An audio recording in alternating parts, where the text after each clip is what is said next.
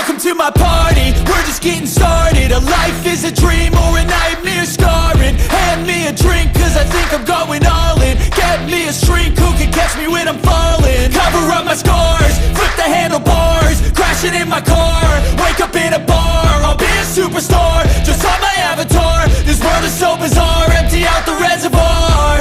Yeah, I'm taking 6 shots, yeah, straight to the face. And I wanna get lost, I'm sick of this place. Don't know how to stop when I'm feeling this way. So I'm taking 6 shots till I'm feeling okay. 예, 시청자 여러분 안녕하십니까. 매주 월요일 하루를 시작하는 송규의 젊은 시각. 오늘 방송도 정말 알찬 주제를 가지고 찾아뵙니다. 지난 이제 아시아투데이가 이제 오후 2시에 이제 그 매주 월요일부터 금요일까지 다른 패널과 함께 진행을 해왔는데요. 이제 저희 1기 멤버를 할 수 있는 저희 멤버들이 이제 8시로 옮기고 또 이제 조만간 2시에 또 이제 새로운 분들께서 함께 이제 합류를 하신다고 합니다. 그 이제 아시아투데이가 상당히 이제 그 지면지에서 큰 영향력을 보이고 있지만 이제는 또 시대가 바뀐 것 같습니다. 온라인을 통해서 특히 이 유튜브를 통해서 이 정치판이 매일매일 하루가 이렇게 바뀌어가는 이제 살아있는 생물과도 같은 이런 정치판 속에서 더욱더 우리 아시아투데이가 시청자분들과 소통하고 더 가깝게 친밀하게 다가가기 위해서 이렇게 다양한 시도를 하고 있습니다. 참 저 또한 어떻게 보면은 뭐 이전에 윤석열 캠프 때부터 해서 국민의힘에서도 많은 청년 이런 위원회로서 이렇게 많은 활동을 했었지만 이렇게 언론사에서 방송을 하고 말씀을 드리다 보니까 저도 참 막중한 책임감을 느끼기도 하고요. 그러면서도 이 아시아투데이 격주에 맞게 더욱더 이 팩트 체크를 더 철저히 해서 시청자분들께 오직 진실만을, 그러면서도 우리가 기존에 본 일반적인 시각이 아니라 정말 말 그대로 젊은 시각으로 우리가 이런 정치 뉴스를 한번 비판적으로 또 바라볼 수 있는 이런 시각을 한번 길러보고자 합니다. 제가 참으로 그 경험도 부족하고 나이도 어리고 여러 가지로 참 부족합니다. 그러기 때문에 제가 함께 진행하는 그 수십 년의 이런 선배님들 사이에서 제가 뒤처지지 않도록 더욱더 열심히 준비하고 있습니다. 시청자 여러분, 저희 아시아투데이 구독자 30만까지 키워주셔서 진심으로 감사드립니다. 앞으로 40만, 50만, 그리고 100만까지 갈 수 있도록 더더욱이 많이 응원해 주시고 우리 아시아투데이 많은 응원 부탁드리겠습니다. 우리 경아님, 초코님, 라이서님, 망부성님, 경현님 감사합니다. 연범님, 네, 그리고 우주님 감사합니다. 오늘 아시아투데이 1면 보도록 한번 화면을 보면서 시작하도록 하겠습니다. 총선이 정확하게 한 달 남았습니다. 4월 10일 총선이니까 오늘 이제 3월 11일이고 정확하게 한 달. 한동훈 위원장은요, 저희 야권의 거대 야권의 폭주를 저지하겠다. 반대로 이재명, 민주당 이재명은 심판의 날이다. 무능을 심판하겠다. 이러한 지금 대결 구도로서 이번 총선에 어떻게 보면 구군이 걸린 진검승부가 예정되어 있습니다. 지금까지 국민들의 이런 대부분의 여론을 보면요, 추세는 정권 심판론이 상당히 우세를 했지만 한동훈 위원장이 등판한 뒤로부터는 급격하게 그러한 선거 구도가 뒤바뀌면서 정권 심판론이 아닌 정권 안정론, 그리고 이 정부가 안정적으로 갈 수 있도록 저 거대 정치 야권의 폭주를 저지해야 된다. 이런 여론이 최근부터 급상승을 하면서 이제는 정말 한 달 뒤의 총선 아무도 결과를 예측할 수 없다는 겁니다.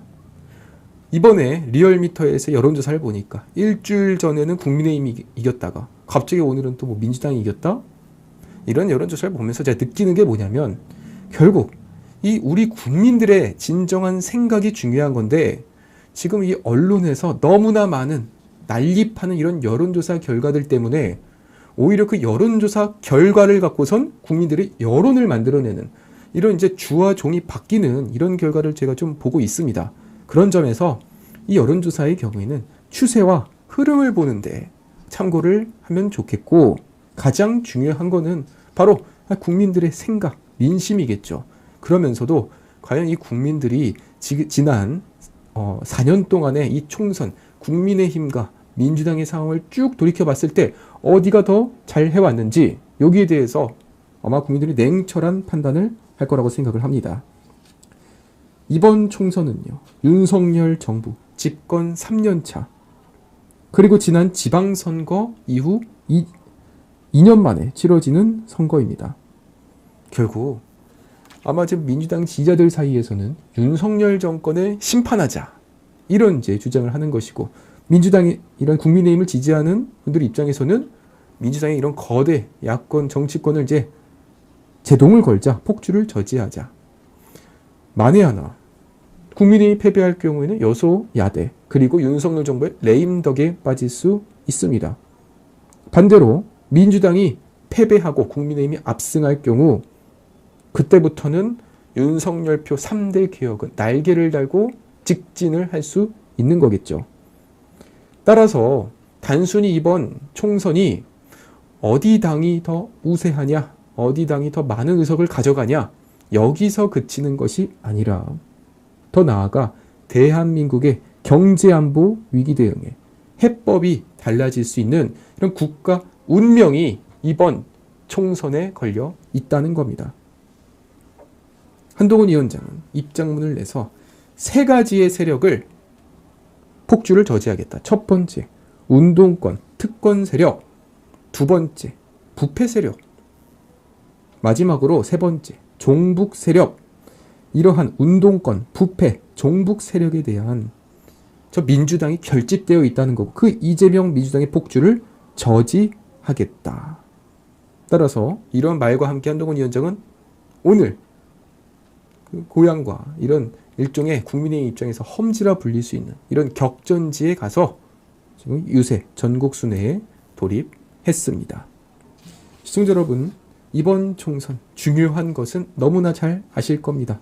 그런데 더더욱 중요한 것은 이제 투표장에 나가는 것이다. 그리고 2번째로 이 지역구 뿐만 아니라 이 비례정당 선거도 상당히 중요하다는 점을 말씀을 드립니다.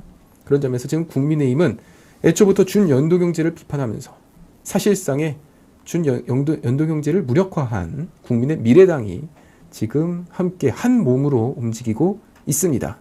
그런 점에서 지역구에 한 표, 비례정당에 한 표씩, 이렇게 2개의 정당에 투표를 하면 됩니다. 그리고 월요일마다 나오는 오늘의 칼럼, 고성국 칼럼으로 한번 이어가 보도록 하겠습니다. 원칙과 대의 명분이 실종된 한국 정치라는 제목입니다. 제목부터 아시겠지만 지금 한국 정치가 최소한의 명분도 없다는 거예요. 속된 말로 이건 기본적인 자질을 가지지 못했다는 겁니다. 지민 비조. 저는 이게 사자성어인 줄 알았는데 급조된 사자성어네요. 조국 혁신당의 대변인이 만들어낸 말이라고 합니다. 지역구는 민주당, 비례는 조국 혁신당. 그래서 이거 앞글자를 따가지고 지민비조라는 말을 계속해서 외치고 있다는 것이죠. 실제로 이 지민비조가 생각보다 여론의 힘을 받아서 지금 뭐 적게는 15%, 많게는 21%의 이런 지지율을 기록하고 있습니다. 그럼 도대체 조국혁신당은 왜 창당을 했을까? 그건 바로 정치는 하고 싶은데 민주당에서는 받아주지 않아서 어쩔 수 없이 창당한 정당이라는 겁니다. 그러니까 지금 그 조국혁신당의 영입 인재들을 보면요, 기존 정치권, 심지어 민주당에서도 받아주지 못하는 이런 인물들이 다 지금 조국혁신당에서는 순번대로 들어가고 있다는 거예요. 도대체 왜 민주당에서도 거절했을까? 이유는 아시겠죠? 그래, 기성 정치판에 용납되지 못한 사람들이 자기들끼리 정당하겠다는 거? 그런데 그게 만약에 된다고 하더라도 그 당의 당대표 조국이 2심에서 2년형의 실형을 선고받았죠. 그럼 대법원에서 선고 확정되면 교도소 가는 거예요. 당대표라는 사람이 2심에서 2년형을 확정받았는데 창당을 한다? 이게 지금 우리 대한민국의, 우리 한국 정치의 실상인 겁니다. 그러므로 일단 이들의 정당 활동을 보장해 주는 것이 대한민국의 헌법이지만 또 이런 대한민국의 법에 따라서 조국은 감옥에 갈 운명이라는 거죠. 그런데 중요한 건 이런 정당의 지지율이 여론조사에서 2자리 숫자를 기록합니다. 시청자 여러분, 여론조사 정당 지지율 너무 크게 의미 가지실 필요 없습니다. 리얼미터가 일주일 만에 7, 8%가 오락가락한다? 그 리얼미터 친문 인사들이 모여서 조국 백서에 지필진으로 이름을 올린 적이 있는 권순정, 이분이 리얼미터의 조사 분석 본부장으로 있습니다. 그리고 그 권순정 씨는 이재명 캠프 상황본부 부실장까지 맡았고, 그리고 김어준 방송의 리얼미터 대표가 가서 방송을 하는 이런, 그러니까 애초에 여론조사 기관이라는 곳이 가장 객관적이고 정치적인 편향이 없어야 되는 건데 오히려 이 여론조사 기관들이야말로 더 편향적이라는 거예요.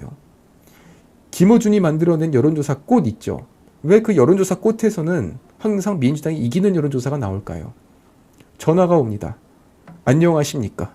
여론조사 업체 꽃입니다. 그 전화를 들으면은 우파 지지자들, 국민의힘 지지자들은 전화를 끊습니다. 99%. 하지만 김어준 방송을 시청하는 팬들은 그걸 끝까지 들으면서 본인들의 이런 생각을 반영을 시키는 거죠.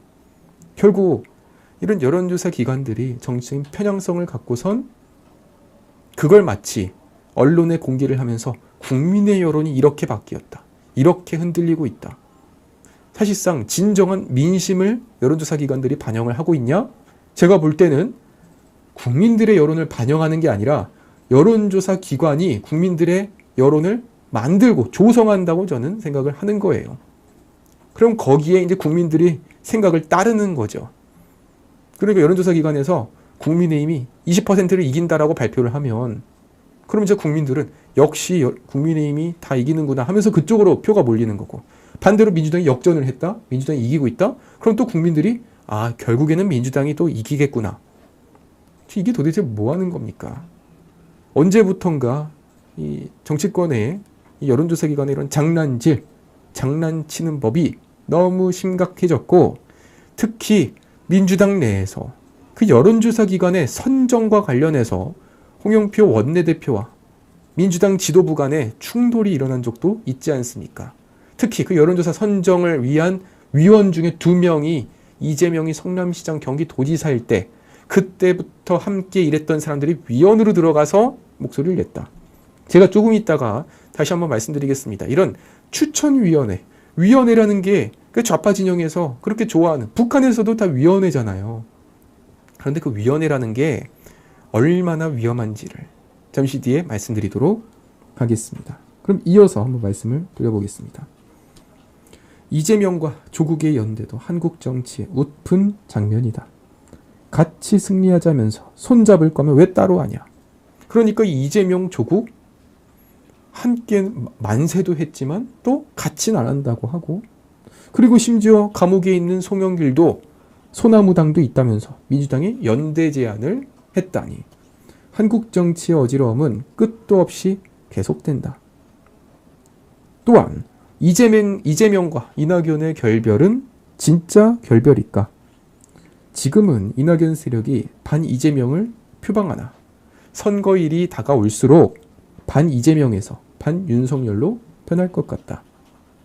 그러니까 지금 이낙연 정당이, 새로운 미래당이 지금 이재명이 민주당이 싫다면서 뛰쳐나왔지만 과연 그 새로운 미래당이 결국에는 어떠한 길로 힘을 합칠 것이냐? 결국에는 반윤석열 체제로서 지금 이재명이 민주당과 연대를 할 수밖에 없는 상황이다. 이런 점을 지적한 겁니다. 그런 점에서 보수 우파는 7년 전 박근혜 대통령 탄핵 국면에서 심각하게 분열되었다. 분열의 결과는 참으로 참담했다. 전직 대통령 2명, 전직 국정원장 4명, 비서실장, 정권 핵심 인사들의 사법 처리와 국가적 혼란이 뒤따랐다.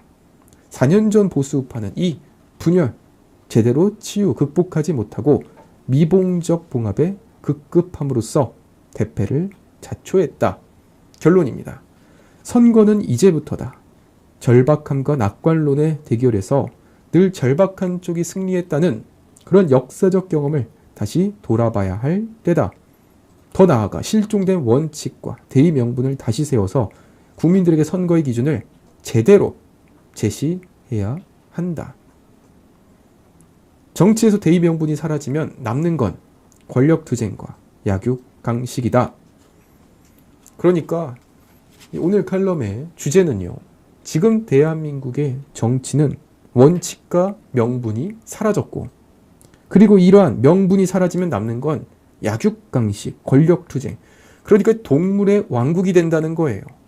정치권이 동물의 왕국이 돼서 서로를 핥히고 헐뜯고 이러한 정치의 모습을 보여주면 국민들이 정치에 대해서 관심을 갖다가 환멸을 느끼고, 그러면은 결국에 정치권이 국민들로부터 인정받지 못하는 순간 대한민국 국익 자체가 함께 추락하는 결과로 이어질 수 있겠습니다. 뭐 그런 점에서는 아마 지금 민주당이 의도대로 한 거인지 모르겠습니다. 아마 국민들이 모두가 정치에 환멸을 느끼게끔 하는 것은 아닌지. 그러나 제가 볼 때 이번 총선 때까지는 우리 국민들이 확실히 눈에 불을 켜고 지켜봐 주셔야 될 것 같습니다. 어저께 발표된 민주당의 비례정당 순번 1번을 시작으로 해서 다시 한번 지금 온 뉴스가 뜨거워졌습니다. 비례대표 의원, 우리 대한민국에 지금 꼭 필요한 겁니까? 제 생각에는요, 비례의원 도입 취지는 확실히 이해가 되는데요. 그런데 그 비례 순번을 받아서 국회로 들어온 사람들의 그런 자격과 능력을 면밀히 한번 따져본 결과 아직까지 우리 대한민국에는 이런 비례 국회의원 너무 이르다. 최소한의 스크리닝 시스템, 그러니까 민주당이든 국민의힘이든 그런 비례의원들에 대한 자격을 따질 수 있는 그런 최소한의 시스템이 없다. 특히 지금 민주당에서 발표한 이번 전지예라는 그 활동가 청년 결의 하나 대표, 이런 분이 비례 1번으로 국회의원이 된다? 이거는 정말 끔찍한 일이죠. 우리 근희님 감사합니다. 물론 우리 대한민국이요, 자유로운 이런 사상, 생각을 보장하고 권유합니다. 정말 명백한 막시즘이나 공산주의, 김일성, 김정은을 찬양하는 게 아니라면 누구나 자유로운 생각을 가질 수 있겠죠. 그렇지만 그것이 아니라 지금 그 전지혜라는 분이 보여주는 것처럼 반미, 한미연합훈련 해체, 철수하라, 이런 모습들은 우리 사회가 용납할 수 있는 그 허용 범위 밖에 있다는 겁니다. 특히 아니 왜 그런 분들이 꼭 국회로 들어와야 돼요? 왜 국회의원이 돼야 되는 겁니까? 그런 점에서 한번 비판을 하고자 합니다. 그런데요, 지금 채팅창에서 말씀을 해주셨네요. 제가 이제 방송을 시작한 조금 전, 5분 전에 속보가 나왔는데, 공천 결과 친명계, 강북을에서 친명계 정봉주 전 의원이 경선에서 이기고 박용진 의원이 공천에서 탈락했다고 합니다. 화면을 한번 보면요, 결국 이거는 이제 예정된 대로 결과가 났네요. 그러니까 저 박용진 의원은 한때 이재명과 이런 당권을 놓고 경쟁한 사람이고, 그리고 이제 하위 20%, 10%에 들었던 분 아닙니까? 그래서 감점을 먹고선 끝내 이제 경선을 도전했는데, 결국에는 친명계에 의해 경선에서 또 한 번 낙천을 하면서 이제는 임종석 컷오프에 이수진 컷오프, 그리고 심지어 이제 비명계의 박용진, 홍영표 의원, 비명계의 대표 주자를 할 수 있는 박용진의 낙천까지 이제는 참 너무나 예상대로 가느라 이걸 뭐 굳이 정치 평론이 필요가 없을 정도의 이런 결과가 났습니다. 박용진 의원 입장에서는요, 과연 이번 경선 결과를 보면서 공정한 경선이라고 생각을 할까요? 전 저 박용진 의원에 대해서 참으로 좀 쓴소리를 해주고 싶습니다. 특히 윤영찬 의원이랑 박용진, 이 두 분은 아니 이낙연 대표가 이제 당을 나가면서 그때 이제 비명계 의원들이 같이 나갔잖아요. 그때 원래 들어있었던 명단 중에 4명이서 나가기로 했고 그중에 윤영찬 의원도 있었는데 본인은 현근택 민주연구원 부원장이 어떤 이제 성추문으로 인해서 잘리니까 본인이 공천을 받을 줄 알고 안 나가고 배신을 했었죠. 그랬더니 뜬금없이 그 지역에 서대문에 도전했던 친명 비례 이수진이 갑자기 성남 중원구로 내려와가지고 경선을 했고 그 친명계 의원이 당선이 경선에서 이기지 않았습니까? 마찬가지로 비명계 박용진 의원 그렇게 하위 명단에 들었으면 진작에 이재명 민주당의 이런 공천 시스템에 대해서 문제를 제기하고 경선에 임했으면 안 되는 거였습니다. 그런데 아마 이 박용진 의원 입장에서는 설마 하면서 끝까지 버텼을 것 같아요. 설마 나를 그래도 구색 맞추기로 공천을 주겠지. 그러니까 뭐 지금 민주당에서 항상 하는 말 있잖아요. 우리는 뭐 시민사회의 다양한 분야들의 뭐 인사들을 모셨습니다. 균형을 맞췄고 뭐 비문, 친명, 친낙 상관없이 뭐 공정한 경선을 했다, 공천을 했다라고 하지만 결과적으로 이번 민주당의 공천 하나로 평가하면 친명계는 다 살아남고 친문, 비명계는 말 그대로 비명만 나오는 이런 결과가 났네요. 결국 하위 10%의 박용진 의원 떨어졌고 또 반대로 친명계인 대장동 변호사 김동아 변호사는 강북을에서 경선을 통과했습니다. 그러니까 대장동 변호사들, 이재명 변호사들은 이번에 공천 다 받았고 반대로 비명계는 지금 거의 예외 없이 다 떨어졌다. 예, 그러면은 결국 또 이 정봉주라는 분이 다시 이제 지금 국회의원 선거에 도전을 한 상황인데요. 참으로 이번 총선 제가 아무리 중요하다 말씀을 드리지 않아도 이제는 우리가 지금 목소리를 확실히 낼 때가 된 것 같습니다. 그러면 이제 박용진 의원의 이제 좀 선택, 행동에 대해서 한번 말씀을 드려보면 어떻게 해야 되냐? 즉 임종석처럼 뭐 인정한다. 그래도 일단 총선이 이겨야 되니까 내가 지금 목소리를 내지 않겠다? 뭐 이렇게 할 수도 있겠고요. 아니면은 지금에서라도 본인이 여태까지 어떤 수모를 당했는지 확실하게 말해주고 그리고 당을 나와가지고 그 후위를 도모하는 이런 방안들이 있겠죠. 참 결국 지금 이제 공천 떨어진 사람들을 보니까 박용진 의원을 비롯해서 김의겸 의원도 경선에서 패배를 했고 임종석도 컷오프를 당했고 윤종찬 의원도 컷오프 당했고 그리고 양이원영도 지금 안 됐고 참 그동안 이제 민주당에서 이재명을 그렇게 열심히 옹호하고 민주당을 그렇게 목소리를 내던 분들이 다 경선에서 패배를 했습니다. 그 이유는 과연 무엇일까? 제가 충분히 설명을 드린 것 같습니다. 그러면요, 오늘 이제 민주당에서 벌어진 일들에 대해서 한번 말씀을 드려보도록 하겠습니다. 제가 조금 전 말씀드린 민주당 그 비례정당의 비례 1번 전지혜 총학생회장 청년 결의 하나 대표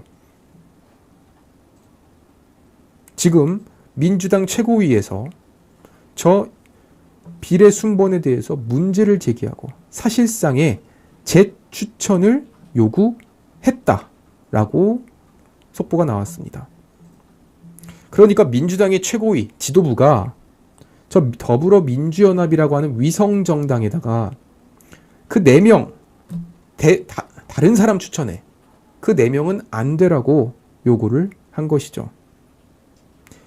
비례 1번 전지에는요. 한미연합훈련 반대 시위를 벌여온 사람이고 비례 2번은 사드 배치를 반대한 사람이에요. 그런데 한미연합훈련, 주한미군 철수, 사드 배치 반대 하나로 통하는 거잖아요. 친북. 그러니까 지금 통진당이 이름만 바꾼 진보당, 그 진보당에서 이미 비례로 3명의 후보를 들여오기로 했는데 이제 와가지고 지금 또 시민단체 추천으로 또 진보당 세력들이 들어온다는 거죠.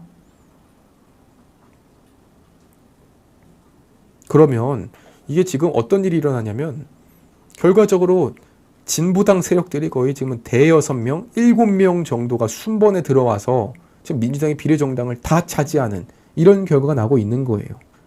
그러니까 애초에 처음부터 그냥 1번부터 20번까지 그냥 나열한다면 모를까. 시민단체 추천으로 몇 명, 그리고 진보당에 추천한 거 몇 명, 이런 식으로 나름대로 다양한 세력들의 이런 입장에서 추천을 해가지고 그걸 연합한 게 지금 이제 더불어 비례 연합 아닙니까? 그런데 알고 봤더니 조금만 깊게 보니까 여기도 진보당, 저기도 진보당, 여기도 친북, 저기도 친북. 민주당의 김민석 상황실장은요. 민주당 최고위는 이번 국민후보 4인의 선정 결과를 놓고 매우 심각한 우려를 표명했다. 따라서 국민 눈높이에 맞게 더욱 철저히 검증해야 한다라고 말을 하면서 재추천을 요구합니다. 그러니까 지금 민주당 내에서 더 심각한 비례와 관련된 공천 파동이 일어난 거예요. 특히 맨날 이제 선거 때만 되면 나오는 얘기 있잖아요. 저쪽에서는 뭐 친일파 정당, 뭐 이쪽에서는 뭐 종북 주사파 정당. 그런데 지금 벌어지는 결과는 실제로 종북 논란이 나올 수밖에 없는 그런 명단이 된 거고, 따라서 지금 민주당에서는 지금 국민들의 여론이 너무 안 좋으니까 재추천을 요구해서, 따라서 이러한 새로운 인물들, 논란이 덜한 인물들을 지금 고려하고 있다. 이렇게 지금 보도가 나고 있습니다. 반대로 저 정당, 연합정치시민사회 측에서는 우리 억울해. 우리는 공개 오디션을 통해서 절차를 거쳐서 선출한 거다라고 하는데요. 제가 이 절차를 조금 깊게 따져보니까 이것도 웃긴 게 많습니다. 절차라는 게 뭐냐면 그 오디션을 봐가지고 심사를 보고 순번에 든 건데, 지금 이 청년 결의 하나에 전지혜가 1등 했다는 거 아니에요. 심사위원 평가 만점을 받고. 그런데 그 심사위원 중에 한 명이 조성우라는 분이고, 그분이 결의 하나의 대표 이사장이에요. 그러니까 이 결의 하나라는 단체의 이사장이 심사위원으로 있고, 그리고 이번에 면접을 본 사람 중에 하나가 결의 하나의 뭐 산하라 할 수 있는 청년 결의 하나의 대표이고, 그러니까 본인 단체에서 그 산하기관의 대표한테 만점을 주는 이런 일이 벌어져서 갑자기 이런 시민단체, 극좌 시민단체 멤버 한 명이 비례 1번을 달고선 국회의원이 되게 생긴 겁니다. 제가 아까도 조금 말씀드렸지만 이런 사람이 왜 꼭 국회로 진입을 하려고 할까? 그리고 이렇게 한미연합훈련에 반대를 하고 주한미군 주둔 철수를 주장하는 사람이 국회로 들어오잖아요. 그럼 어떤 일이 일어나냐면 국회의원은 국방부 장관을 불러가지고선 지리 공격을 할 수도 있고, 그리고 이런 대한민국의 여러 가지 이런 비밀 자료에 대한 접근 권한이 있습니다. 그러니까 저런 친북 좌파 시민단체 멤버들이 국회의원이 된다면요, 우리 대한민국의 이런 비밀들이 다 유출될 수 있는 거고, 그런데 저 사람들의 이런 행보를 보니 이거는 명백한 북한에 이로운 이런 활동들을 하고 있잖아요. 우리 대한민국이 아무리 자유민주주의 체제라고 생각이 다양한 생각을 존중한다고 하더라도 주한미군 철수를 우리가 어떻게 그걸 이제 다양한 생각이라고 할 수 있겠습니까? 지금 화면에 이제 보여지는 것처럼 진보당의 3명, 결국 다 통진당 세력, 이석기 세력이죠. 민노총, 한총련 세력, 그리고 시민사회 추천. 저것이 바로 지금 논란이 되고 있는 시민사회 추천인데, 저 시민사회 추천을 위한 추천위원회가 사실상의 진보당과 관련된 이런 곳이다. 그리고 저 시민사회 추천에 임태훈 전 군인권센터 소장 비례 20번을 지금 받았는데, 저분은 군대에 간 적이 없죠. 그리고 커밍아웃을 했습니다. 그런 분이 지금 군대의 인권을 논의를 한다는 것. 군대를 가지 않고 동성애이지만 군대의 인권에 대해서 지금 최고 권위자가 된 이런 참 아이러니한 상황이 있는 것이고, 마지막으로 새진보연합에 이름을 올린 용혜인 의원은, 저분은 지금 이미 비례를 한번 했는데, 그런데 비례를 또 하겠답니다. 아니, 나이가 많은 것도 아니에요. 나름대로 청년 정치인 아닙니까? 그러면 아니 국회의원 4년 했으면 그럼 적어도 비례로서 본인이 그동안 열심히 활동을 했으니 지역구에 가가지고 도전을 해야 되는 게 당연한 건데, 또 이런 하나 자리를 요구해가지고선 비례 2번을 하는, 참 우리 대한민국 정치권의 일종의 보이지 않는 이런 룰, 그걸 또 깨트리는 거예요. 비례는 한 번만 한다.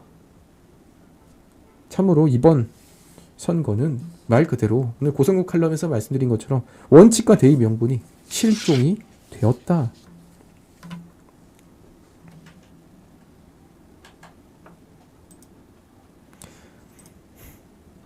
화면을 한번 보겠습니다. 여군 최초 투스타 강선영, 육군 항공작전사령관. 이분께서 저희 2명에 대해서 신랄한 비판을 한 겁니다. 그러니까 저런 사람들이 국회로 진입하는 것, 이건 사실상의 우리 대한민국의 안보 공백이 발생할 수 있다는 것이죠. 시청자분들께서도 이건 정말로 우리가 확실하게 아닌 건 아니라고 해줘야 되는 겁니다. 단순히 민주당이니까 안 된다가 아니라 이 2 사람만큼은 절대로 이 국회로 진입하면 안 되는 그런 사람이다 말씀드리겠습니다. 우리 경아님 감사합니다. 30만 우리 아시아투데이 응원해 주셔서 감사합니다. 힘내겠습니다.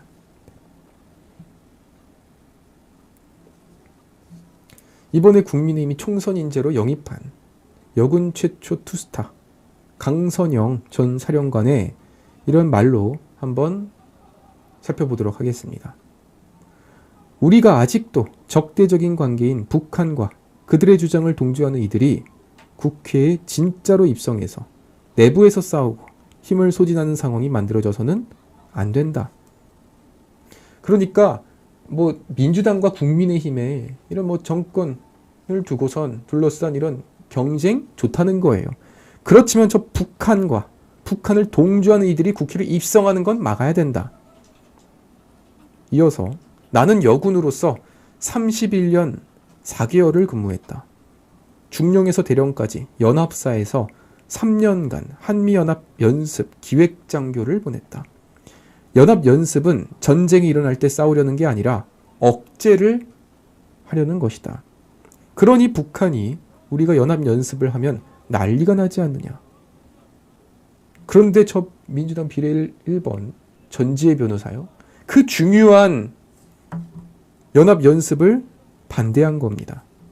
따라서 그들이 만약에 국회에 입성을 하면은 헌법기관에, 국회의원 헌법기관이니까, 그러면 그 우리나라 국가안보를 위한 정상적인 대화를 하는 게 아니라 사실상에 그냥 반미 구호만 외칠 것 같다라고 주장을 했습니다.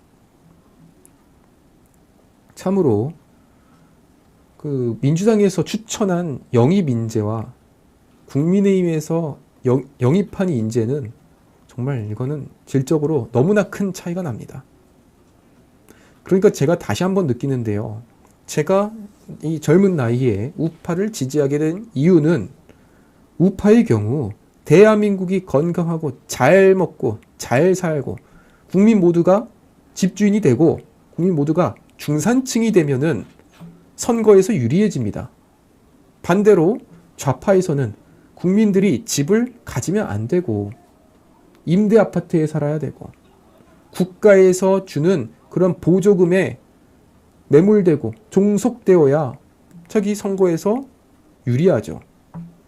그러다 보니까 제가 나이가 어림에도 불구하고 이 우파를 선택할 수밖에 없었던 이유는 우파가 되어야, 우파가 정권을 가져가야 국가가 경쟁이 건강해진다는 겁니다. 마찬가지로 다른 이제 방면에서 보면은 우파의 경우에는 한 분야에서 수십 년 동안 그 같은 분야의 최고 자리까지 올라간 그런 인물들이 이제는 영입되어서 총선에 도전을 하죠. 여성으로서 최초의 투스타. 이분은 말할 것도 없고요. 지금 또한 국민의힘이 영입 인재된 그 고동진 삼성전자 사장, 그분은 그 갤럭시라는 스마트폰의 신화를 쓴 분 아닙니까? 그런 분이 국민 영입 인재로 이렇게 영입이 돼가지고 총선에 도전하는 거 얼마나 보기 좋습니까? 반대로 민주당이나 좌파 진영을 보면요, 한 분야에 이렇게 전문성을 가져서 되는 게 아니라 어디 출신, 한 청년 출신, 어디 총학생회장 출신, 통진당 출신, 이러면 공천받고, 참여연대에서 어느 자리를 했으면 공천받고. 김남국 같은 사람 보세요. 김남국이 어떻게 공천받았겠습니까? 참여연대 멤버니까 공천받은 거예요.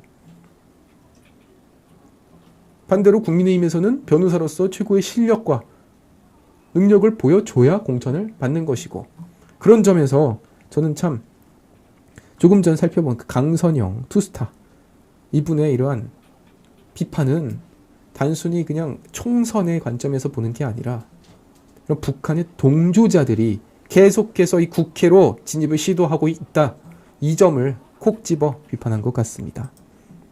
참으로 멋있는 분이고 우리 국민들이 존경할 수 있는 이런 분이라고 생각이 되네요. 지금 종북, 북한 동조자 얘기가 나와가지고 하나만 더 살펴보면요, 조국혁신당의 후원회장이 이제 문성근 배우죠. 그런데 이 문성근 씨의 아버지가 통일운동가 고 문익환 목사고, 그 고 문익환 목사가요, 1989년 북한에 밀입북해가지고 김일성과 만나서 회담한 뒤에 웃으며 나오는 장면을 SNS에 게시했습니다. 한번 화면을 잠깐 볼까요? 이 조국혁신당이라는 곳에 후원회장이 본인의 아버지가 북한에 밀입북해가지고 김일성과 만나 사진을 찍은 걸 지금 이 시점에 왜 올렸을까? 이거는 제가 볼 때는 확실한 메시지를, 보이지 않는 일종의 구호, 지령, 메시지를 줬다고 생각을 합니다. 그러니까 2018년도에 불었던 평화올림픽, 가짜 평화올림픽의 그런 이 분위기, 통일이 된다. 조만간 우리 한반도는 이제 하나의 통일된 국가로 평화, 통일이 가능하다. 이런 분위기가 조성이 되었었죠. 그러면서 2020년에 있어선 그 2018년의 지방선거, 2020년의 총선까지 그 통일 바람으로 민주당이 다 압승하지 않았습니까? 그러니까 이번에 또 한 번 문성근 씨가 국민적인 이런 인지도와 지위, 유명세를 이용해서 이런 사진을 올렸고 북한과 이런 손을 또 한 번에 내밀고 있는 거예요. 저는 이걸 보면서 뭘 느꼈냐면, 이러니까 조국혁신당이 20대 지지율이 0%가 나오는 거 아닌가 싶습니다. 우리 대한민국의 20대, 30대 청년들이 지금까지 어떻게 보면은 이 문재인 정권 때 가장 많은 피해를 본 세대이고, 특히 2018년도부터 해가지고 계속 북한에다가는 손을 열고 내밀고 북한에 대한 지원을 퍼주면서 반대로 대한민국의 청년들한테는 한없이 냉혹한 이런 대한민국 사회를 만들지 않았습니까? 그렇기 때문에 저희 20대 청년들이요 다 백수가 됐다고요. 지금 백수가 대략 한 100만 명쯤 될 거예요. 일 안 하고 노는 청년들만 100만 명.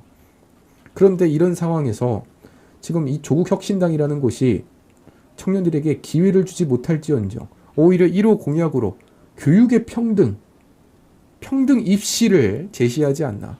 이제는 후원회장이라는 분이 김일성과의 사진을 올리는 이런 모습을 보면서 이게 참 우리 연예계부터 문화예술계까지도 다 왼쪽으로 치우쳐져 있구나. 그러니까 이제 얼마 전에 그 어떻게 보면은 유명 가수인 국민 가수인 김은국 씨께서 우파에서는 아무나 이거 함부로 소신 발언 못한다. 목숨을 걸어야만 할 수 있다. 이런 얘기를 하지 않았나 싶습니다. 뭐 송영길 얘기를 이제 잠깐만 해보려고 하는데요. 광주에서도 출마 선언을 했습니다. 이낙연도 광주, 송영길도 광주, 민영배도 광주. 이 광주라는 곳은 어떻게 보면 그 호남의 중심이고 민주당의 이런 뭐 중심이라고 할 수 있겠죠. 지지층이. 감옥에 있는 구속된 송영길이 광주 지역에 출마를 선언했는데 그러면서 함께 지금 영입한 멤버가 누구냐? 손혜원, 변희재, 최대집 등 6명을 투입하겠답니다. 손혜원 의원의 경우에는 이미 뭐 유지가 나기도 했고 변희재 이분은 한때 우파 보수의 뭐 스피커로 역할을 했던 분이고 최대집 이분 또한 한때는 우파 진영에서 활동을 했던 분이죠. 그런데 지금은 다 좌파로 넘어간 이런 사람들을 영입을 해서 지금 당을 창당을 하겠다는 겁니다. 그러면 결국 이번에 이 소나무당, 송영길의 소나무당 또한 조국 신당과 똑같은 방향, 똑같은 이런 그 시스템이 있는 거예요. 민주당에서는 컷오프되고 민주당에선 받아주지 않는 사람들이 상당수가 조국 혁신당으로 가고 그리고 거기서도 안 된 사람들은 소나무당으로 가가지고 지금 비례를 노리겠다는 겁니다. 그러면 일반적으로 지역구 선거에서는 절대로 당선될 수 없는 그런 인물들이 조국 혁신당의 비례로 나와서는 당선될 수 있고 소나무당에서는 비례로 당선될 수 있는 건데 중요한 거는 그게 그냥 갑자기 땅에서 없는 자리가 생겨나는 게 아니라 민주당, 기존의 그 이재명 민주당의 비례정당에서 지지율이 깎여나가고 의석이 깎여나가고 그 의석들이 조국혁신당, 송영길 소나무당으로 빠져나가는 거예요. 그런 점에서 사실 우파 입장에서는 별 차이가 없지만 지금 이 민주당 야권 상의 경우에는 상당히 지금 셈법이 복잡해진, 특히 정치를 도전하고 민주당에서 비례를 노리던 사람들 입장에서는 함부로 이재명 비례정당 나갔다가 떨어질 수 있어요. 순번이 20번까지는 원래 당선돼야 되는 건데 지금 돌아가는 상황 보니까 10번대 초반에서 끊기게 생긴 겁니다. 그러면 내가 만약에 후순위에 들 것 같으면 차라리 이재명 민주당이 아니라 저 소나무당의 앞번호가 날 수 있다는 거죠.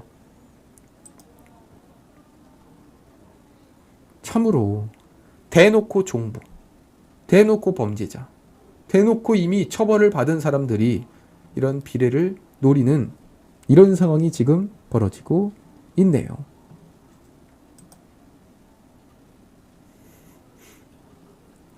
다음으로 안기령 얘기를 한번 해보면 좋을 것 같습니다. 그 도봉, 그 김재섭 후보와 맞붙는 안기령. 하여튼 YTN에 방송을 하다가 갑자기 이재명 캠프로 들어가고 갑자기 김어준 방송에 출연을 하더니 민주당의 상금 부대변인으로 또 들어가요. 그리고 이번에 단수 공천을 받은 인물이죠. 이재명과 그리고 연예인 차은우 씨인가요?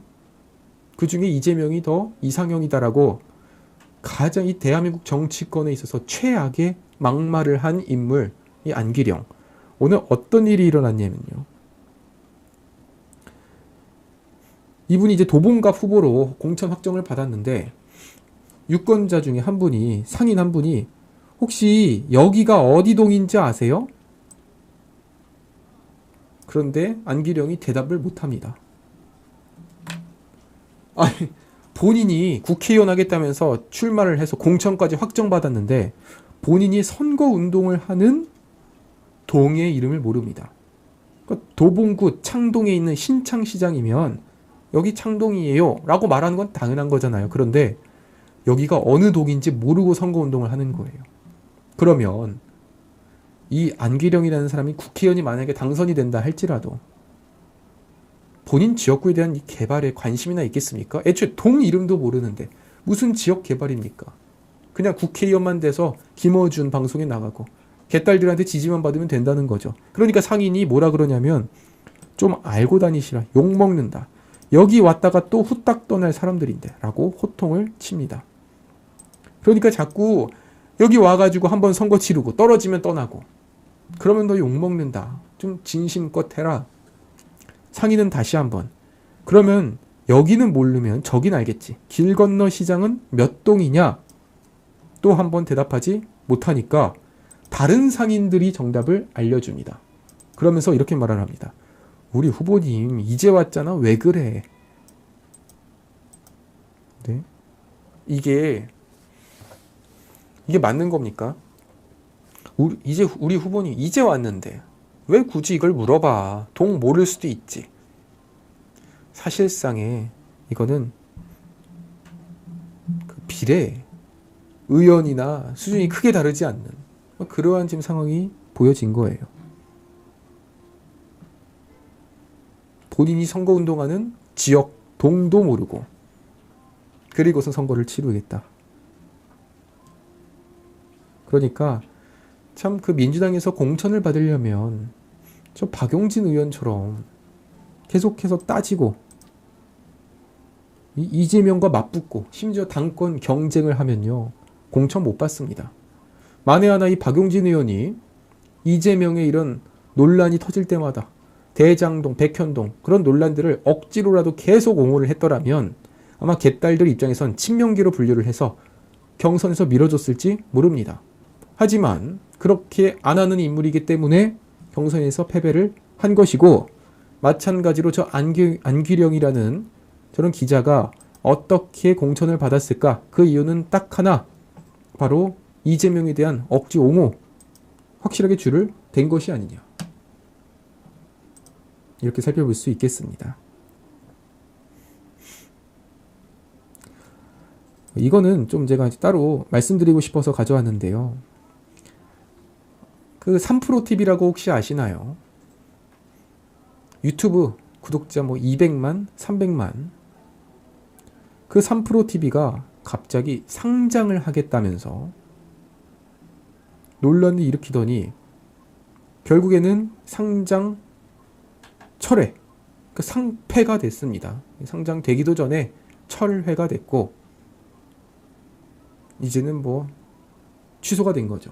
만약에 이게 상장이 됐더라면 그 이제 3프로라는 게 3명의 전문가가 함께하는 방송이잖아요. 만약에 상장이 됐으면 그 3명의 진행자들이 한 명당 수백억의 이런 이득을 얻을 것으로 예정이 됐었는데 결국에는 상장이 철회돼서 다 무산이 됐습니다. 웃긴 게 뭐냐면 본인들이 기업 가치가 2,400억으로 신고를 한 거예요. 2,400억. 구독자가 200만이니까 우리는 이 정도의 가치가 있다. 말도 안 되는 거죠. 네. 아니 한국경제TV 비슷한 성향의 한국경제TV보다 더 큰 이런 가치를 갖고 있다? 이게 말이 되는 겁니까?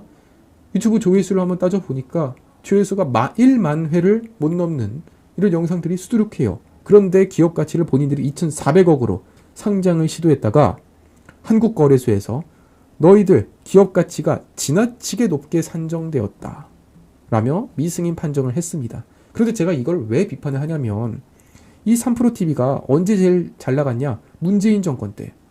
그때 이제 주식 추천, 주식 관련된 방송을 하면서 그렇게 급성장을 했고 그러면서 사실상 이런 좌파 경제TV의 대북격으로서 이름을 알렸었죠. 심지어 본인들이 대통령 후보의 자격을 따져보겠다면서 이재명 대통령 후보, 윤석열 대통령 후보를 불러와가지고 3명이 앉아가지고 심사위원을 맡는 이런 기이한 일을 벌이기도 했습니다. 그런데 곧바로 윤석열 정부 들어오자마자 하는 일이 뭐냐면 상장을, 기업 가치를 부풀려 상장을 하는. 결국에는 그들의 꿈과는 무색하게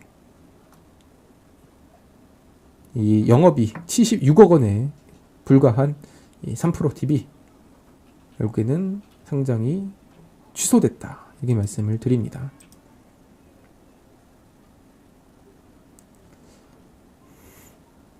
다음으로요.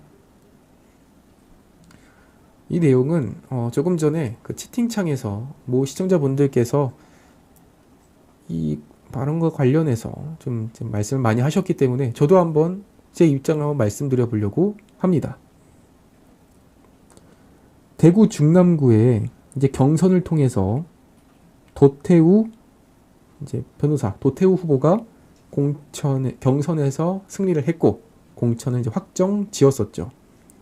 그런데 오늘 한동훈 위원장은 저 도태우 후보의 과거 발언, 그러니까 그 5.18과 관련해서 북한의 개입 여부,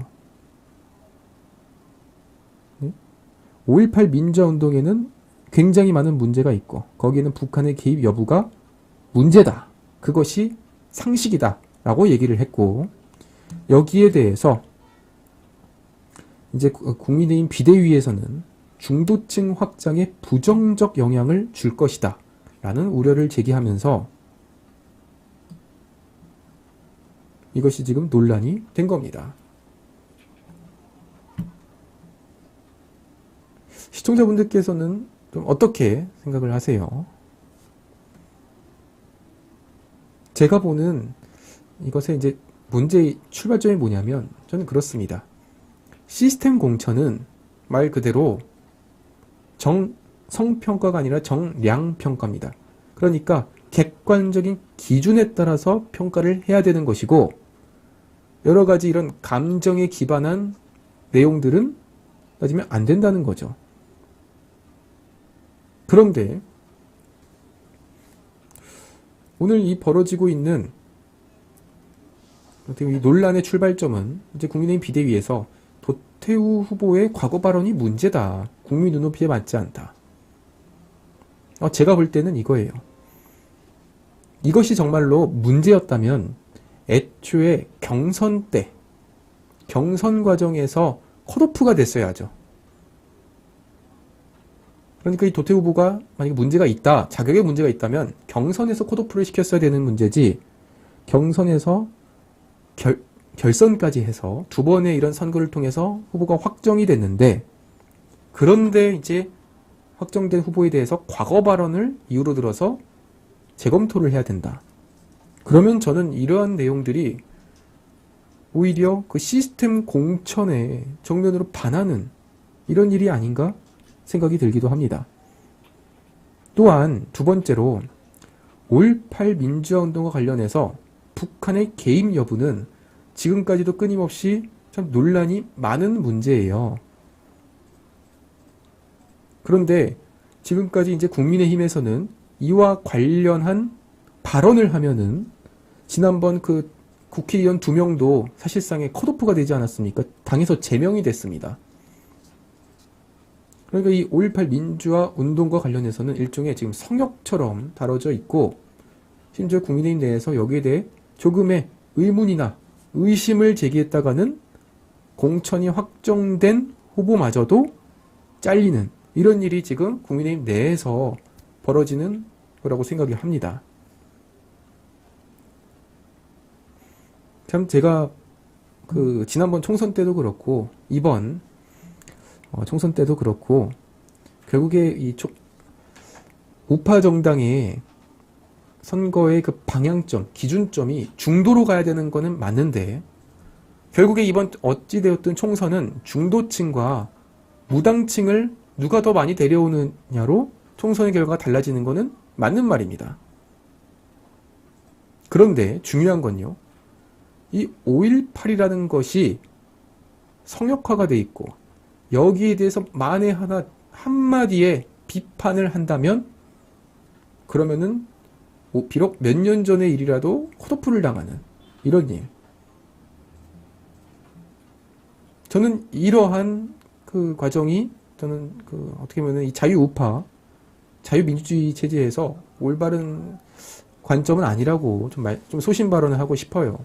그러니까 제가 말씀드리고 싶은 거는 여기에 대해서 어떤 사건이든 5.18이라고 하는 민주화 운동이든 아니 뭐 4.3 사건이든 여러 가지 이제 참 국가적인 이런 아픔과 이런 뭐 민주화 운동 활동들이 있잖아요. 그 과정 속에서 또 찬반 여론이 있는 이런 공론화될 만한 이런 문제들이 여러 가지가 있고 여기에 대해서 자유로운 비판, 토론, 수용, 정반합이 저는 가능해야 된다고 봅니다. 그런데 여기에 대해서 만약에 그 수년 전에 이런 모 유튜브 방송에서 한 발언을 갖고선 그걸 이제 가져와서 중도층이 등을 돌린다. 중도층이 그러면 이제 도태우 변호사가 공천을 받으면 등을 돌리고 도태우 변호사가 다시 이제 컷오프가 되면 역시 국민의힘이 최고네 라고 생각할 것인지. 저는 지난 이제 뭐 리얼미터 여론조사의 일주일간의 차이를 보니까 TK에서의 지지율이 10%가 떨어졌더라고요. 그리고 이제 제 주변에서 하나같이 말씀드리는 것 중에 나오는 것 중에 하나가 뭐냐면 왜 우파는 항상 총선 때만 되면 소외가 되냐. 반대로 지금 민주당에서는 더더욱이 지금 더 극단화된 방향으로, 더 극좌의 방향으로 지금 계속해서 목소리를 내잖아요. 애초에 조국혁신당 같은 게 지금 나오고 있는 상황. 그럼 과연 저 조국혁신당이나 민주당은 중도를 지금 향해 가는 거냐? 아니에요. 오히려 더 왼쪽으로 치우쳐져 있는 상황. 그러면 지금 저 민주당이 계속해서 저런 자책골을 넣고 있을 때 우파 정당에서 이기는 방법은 뭘까? 제가 좀 고민을 해봤는데 그 방법은 우파가 세 보여야 되는 겁니다. 이길 것 같아 보이는 중도층과 무당층을 데려오기 위해서는 여러분 우리는 5.18에 대해서 막말한 사람을 컷오프 시켰습니다. 그러니 저희로 와주세요. 저희가 또 참배하러 가겠습니다. 넙죽 엎드리고 약한 모습을 보여주는 것보다 저는 오히려 더 강하게 정면으로 부딪혀보는 모습도 한번 이번 총선에서 기대를 좀 하고 있는 겁니다. 지난번 총선에서 그 김종인 비대위원장이 당대표직을 맡아서 호남에 가서 참배를 하고 계속해서 이 호남 지역의 주민들한테 낯짝 바짝 엎드리고 그러한 결과가 어떻게 됐습니까? 결국 호남과 민주당 지지층은 민주당을 몰아주고 반대로 TK, PK, 영남 지역은 분열이 되면서 총선에서 완패하는 거죠. 그러면 이번 총선은 또 반대로 하면은 이길 수 있지 않을까 싶어요. 국민의힘, 우파 진영이 똘똘똘 뭉쳐있고 그러니까 33%의 우파 기존 지지층이 뭉쳐있고 거기다가 이제 중도와 무당층을 위에 얹으면 저는 과반이 가능하다고 봅니다. 그런데 기존 이 지지층마저도 여러 가지 논란으로 흔들리고 있는 상황 속에서 호남에 손을 내밀고 민주당에 손을 내밀고 있는 이런 상황이 제가 볼 때는 조금 걱정이 되기도 하고 오히려 역차별을 좀 느낄 수 있는 이런 내용들이 아닌가 생각이 듭니다.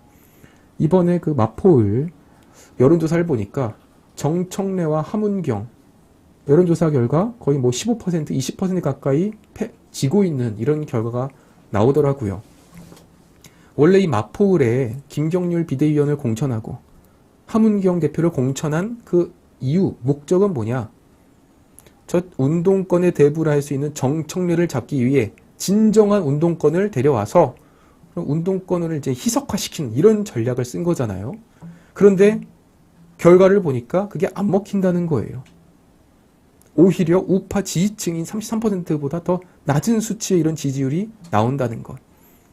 저는 그런 점에서 남은 그 한 달 동안 국민의힘이 보여줘야 될 이런 방향은 오히려 더 낮은 자세이면서도 약해 보이는 모습이 아니라 더 강한 모습, 튼튼하고 그리고 그 기준, 시스템이 흔들리지 않는 모습을 저는 확실하게 보여주셨으면 좋겠습니다. 계속해서 이런 그 약한 고리를 우리가 먼저 제기를 해서 우리가 내부에서 먼저 이런 분열의 씨앗이 나와서 무너지는 모습은 제가 볼 때 그렇게 건강한 모습은 아니라고 생각을 해요. 그런 점에서 참 이번 논란이 어떠한 결말로 이어질지는 저도 잘 모르겠습니다만 제가 이제 일종의 소수 의견으로서 시청자분들께 한번 말씀을 드려봤습니다. 이 주장은 저의 개인적인 생각이고 그리고 또 한동훈 위원장과 국민의힘 지도부에서 잘 생각하고 판단하리라 생각을 합니다. 그리고 또 어느 것이 더 정답이고 어느 것이 더 선거의 승리를 향하는데 맞는 방향인지 저도 잘 모르겠어요. 그렇지만 그냥 저의 이 청년으로서의 하나의 소신, 패기였다. 이렇게만 한번 느껴주셔도 좋을 것 같습니다. 오늘 방송은 여기까지 준비를 해봤습니다. 진심으로 감사드리고 또 내일 지석규 대표님의 방송 오후 8시 많이 찾아주시면 감사하겠습니다. 그러면 시청자 여러분 다음 주 월요일 오후 8시 송교의 젊은 시각도 찾아뵙도록 하겠습니다. 시청자 여러분 시청해주셔서 감사합니다. Welcome to my party, we're just getting started. A life is a dream or a nightmare scarring. Hand me a drink cause I think I'm going all in. Get me a shrink who can catch me when I'm falling. Cover up my scars, flip the handlebars. Crashing in my car, wake up in a bar. I'll be a superstar, just on my avatar. This world is so bizarre, empty out the reservoir. Yeah, I'm taking 6 shots, yeah, straight to the face. And I wanna get lost, I'm sick of this place. Don't know how to stop when I'm feeling this way. So I'm taking 6 shots till I'm